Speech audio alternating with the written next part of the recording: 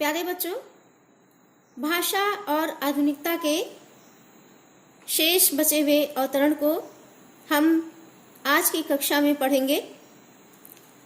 अभी तक हमने यह पढ़ा था कि किस प्रकार से अगर विदेशी भाषा के शब्द किसी भाषा को सामर्थ्यवान बनाने के लिए आवश्यक हैं तो उनको उसी रूप में ग्रहण कर लेना चाहिए और उसके बदले में नए शब्दों का निर्माण करने का प्रयास नहीं करना चाहिए, नहीं तो फिर भाषा बनावटी रूप धारण कर लेगी, उसमें कृत्रिमता आ जाएगी, उसकी सहजता समाप्त हो जाएगी। आगे के पर संदर्भ में आगे का जो अवतरण है उस पर ध्यान दीजिए। यदि यह नवीनीकरण सिर्फ कुछ पंडितों की व आचार्यों की दिमागी कसरत ही बनी रहे तो भाषा गतिशील नहीं होगी। कहते हैं कि अगर भाषा मात्र किसी पूर्वाग्रह से ग्रस्त कुछ लोगों, कुछ पंडितों यानी कुछ ऐसे विद्वानों की जो कि पूर्वाग्रह से ग्रस्त हैं और विदेशी भाषा के प्रयोग से एकदम परहेज करते हैं, उसको अपनी भाषा में अपनाना नहीं चाहते हैं, तो ऐसी स्थिति में भाषा का जो गतिशील स्वरूप है वह समाप्त हो जाएगा। और जब उसकी गतिशीलता समाप्त हो जाएगी तो फिर वह भाषा धीरे धीरे अपने अस्तित्व की रक्षा नहीं कर पाएगी और उसका अस्तित्व भी समाप्त हो जाएगा। भाषा का सीधा संबंध प्रयोग से है और जनता से, क्योंकि भाषा का जो सीधा सीधा संबंध होता है वो जनता से होता है और जनता समय की आवश्यकता के अनुसार नए प्रयोग की उसमें मांग करती है और उसमें नए प्रयोग की आवश्यकता भी होती है। तो यदि उस नवीनीकरण को हम स्वीकार करते चलेंगे आवश्यकता के अनुरूप, तभी उस भाषा का विकास संभव हो सकेगा। यदि नए शब्द अपने उद्गम स्थान में ही अड़े रहें और कहीं भी उनका प्रयोग किया नहीं जाए तो उसके पीछे से उद्देश्य पर ही कुठाराघात होगा।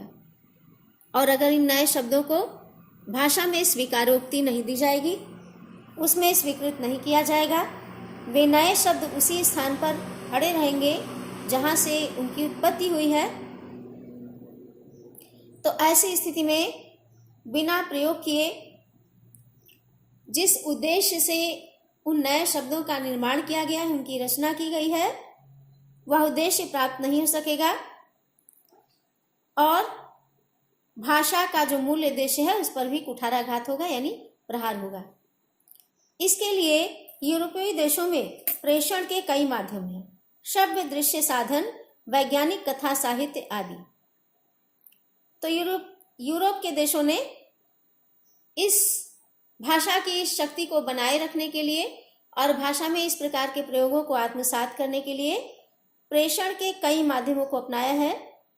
उसमें श्रव्य दृश्य सामग्री को भी उन्होंने जोड़ा है और विज्ञान से जुड़े जो कथा साहित्य हैं, ऐसे वैज्ञानिक कथा साहित्य को भी जोड़ा है, जिससे कि लोग उसके माध्यम से उनकी जो नई शब्दावली है, जिस नए शब्द का प्रयोग भाषा में किया गया है, जिसकी आवश्यकता भाषा के लिए है, उसको लोग समझ सकें, जान सकें और भाषा में उसका समुचित प्रयोग कर सकें तथा उसको स्वीकारोक्ति दे सकें। हमारी भारतीय भाषाओं में वैज्ञानिक कथा साहित्य आदि, हमारी भारतीय भाषाओं में वैज्ञानिक कथा साहित्य प्रायः नहीं के बराबर है। किसी भी नए विधान की सफलता अंततः जनता की सम्मति व असम्मति के आधार पर निर्भर करती है और जनता में इस चेतना को उजागर करने का उत्तरदायित्व शिक्षित समुदाय एवं सरकार का होना चाहिए। तो कह रहे हैं कि हमारी भारतीय भाषाओं की क्या कमी है कि हमारी भारतीय भाषाओं में विज्ञान से जुड़े हुए जो कथा साहित्य हैं वे लगभग नगण्य हैं, यानी उनकी संख्या बड़ी सीमित है, बहुत कम है। जबकि किसी नए नियम की सफलता इस बात पर निर्भर करती है कि उसके संबंध में जनता की सम्मति और सहमति क्या है। यदि जनता किसी नए नियम, नए विधान को अपनी सहमति देती है, उस पर अपनी सम्मति प्रदान करती है, तो फिर वह सफलतापूर्वक उसको क्रियान्वित करना आसान होता है, सहज होता है। जबकि यदि वह अपनी असम्मति प्रकट करती है तो ऐसी स्थिति में उसका क्रियान्वयन बड़ा ही कठिन हो जाता है।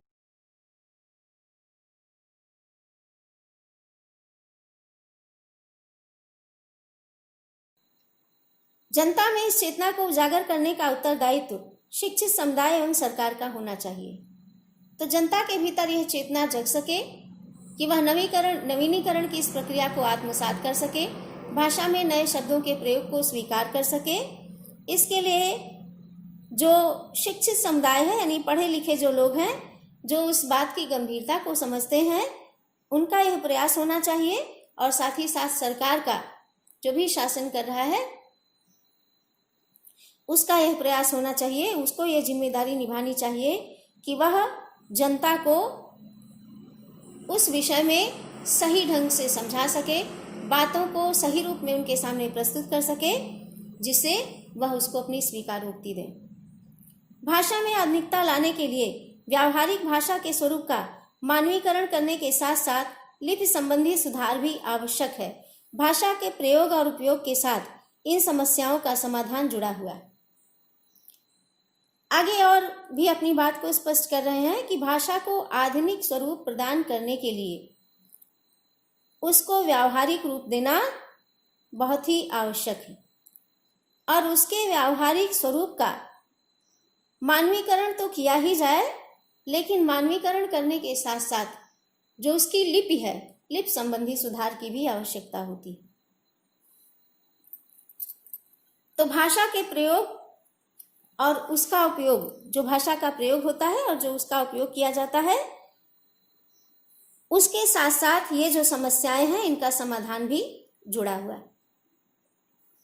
संक्षेप में नए शब्द, नए मुहावरे एवं नई रीतियों के प्रयोगों से युक्त भाषा की व्यावहारिकता प्रदान करना ही भाषा में आधुनिकता लाना है।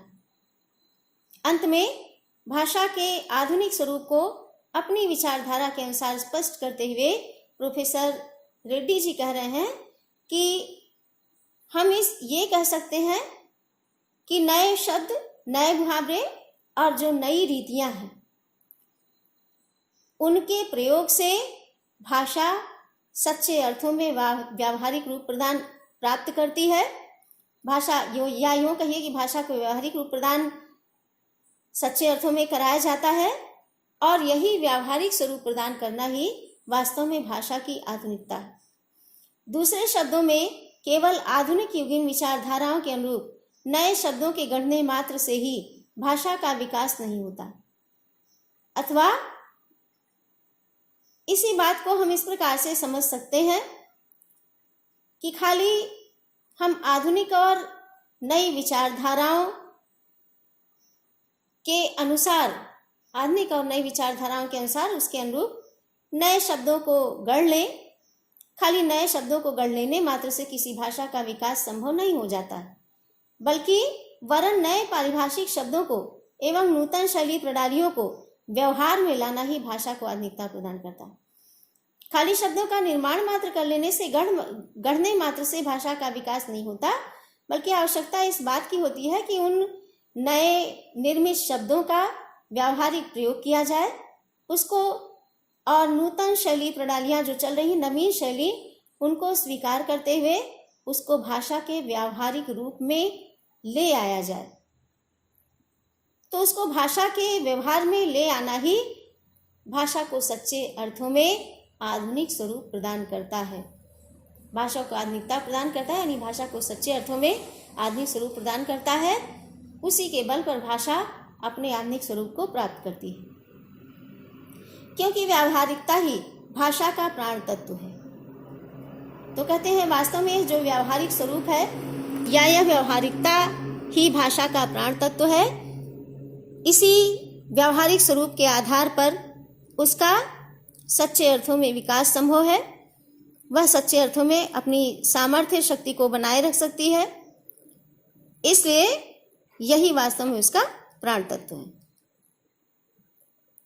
नए शब्द और नए प्रयोगों का पाठ्य पुस्तकों से लेकर साहित्यिक पुस्तकों तक एवं शिक्षित व्यक्तियों से लेकर अशिक्षित व्यक्तियों तक के सभी कार्यकलापों में प्रयुक्त होना आवश्यक है। और ये नए शब्द किसी एक क्षेत्र विशेष में सीमित नहीं रहने चाहिए, बल्कि इन नवीन शब्दों का प्रयोग पाठ्य पुस्तक में भी किया जाना चाहिए। क्यों ऐसा है? क्योंकि पाठ्य पुस्तक में जब उसका प्रयोग किया जाएगा तो पाठ्य पुस्तक के माध्यम से जो बच्चे शिक्षा प्राप्त करेंगे वे अब वे उससे अवगत होंगे। साथ ही साथ जो शिक्षक हैं वह उसके सटीक प्रयोग को, सटीक अर्थ को समझा सकेंगे, जिससे वह धीरे धीरे व्यावहारिक स्वरूप प्राप्त करता चला जाएगा। तो इसलिए जो है कह रहे हैं कि नए शब्द और नए प्रयोगों का पाठ्य पुस्तकों से लेकर साहित्यिक पुस्तकों तक एवं शिक्षित व्यक्तियों से लेकर अशिक्षित व्यक्तियों तक के सभी कार्यकलापों में प्रयुक्त होना आवश्यक। ये बहुत आवश्यक है कि उसको शिक्षित लोग भी प्रयोग करें, लेकिन जो अशिक्षित लोग हैं उनके बीच भी ऐसे नए शब्दों का प्रयोग किया जाए। इन नए शब्दों का प्रयोग पाठ्य पुस्तकों में भी किया जाना चाहिए और जो साहित्य रचा जाता है उन साहित्यिक पुस्तकों में भी ऐसे नए शब्दों का प्रयोग होना चाहिए, तभी भाषा अपने व्यावहारिक स्वरूप को प्राप्त करेगी। इसलिए शिक्षित व्यक्तियों से लेकर के अशिक्षित व्यक्ति तक सभी के जितने भी क्रियाकलाप हैं उसमें भाषा के नए शब्दों का प्रयोग होना या इस व्यावहारिक और आधुनिक भाषा का प्रयुक्त होना बहुत ही आवश्यक है। तभी वास्तव में भाषा सच्चे अर्थों में आधुनिक स्वरूप को प्राप्त करेगी। इस तरह हम अपनी भाषा को अपने जीवन की सभी आवश्यकताओं के लिए जब प्रयुक्त कर सकेंगे तब भाषा में अपने आप आधुनिकता आ जाएगी। तो अगर हम इन तत्वों को स्वीकार करेंगे, इन बातों पर विचार करेंगे, विचार करने के साथ साथ उसको ग्रहण करेंगे, अपनाएंगे, तब जो अपनी भाषा होती है वह जीवन के प्रत्येक आवश्यकता के लिए प्रयुक्त होने में समर्थवान बन सकेगी। जीवन की प्रत्येक आवश्यकता को अपनी पूर्ण सामर्थ्य के साथ व्यक्त कर सकेगी।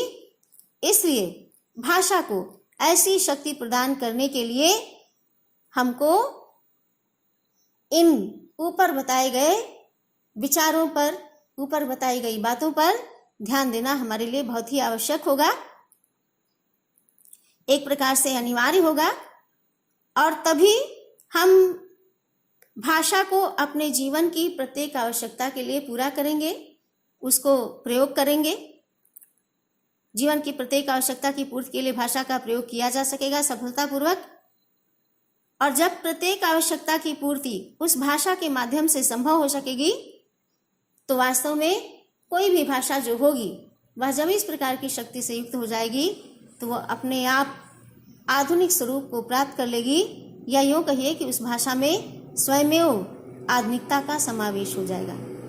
इस प्रकार से भाषा और आधुनिकता निबंध के माध्यम से बहुत ही प्रभावशाली ढंग से प्रोफेसर जी सुंदर रेड्डी ने इस निबंध में अपने विचारों को प्रस्तुत किया है। और इन विचारों को स्वीकार कर लेने से कोई भी भाषा अपने व्यावहारिक और आधुनिक स्वरूप को प्राप्त करने में समर्थ हो जाएगी।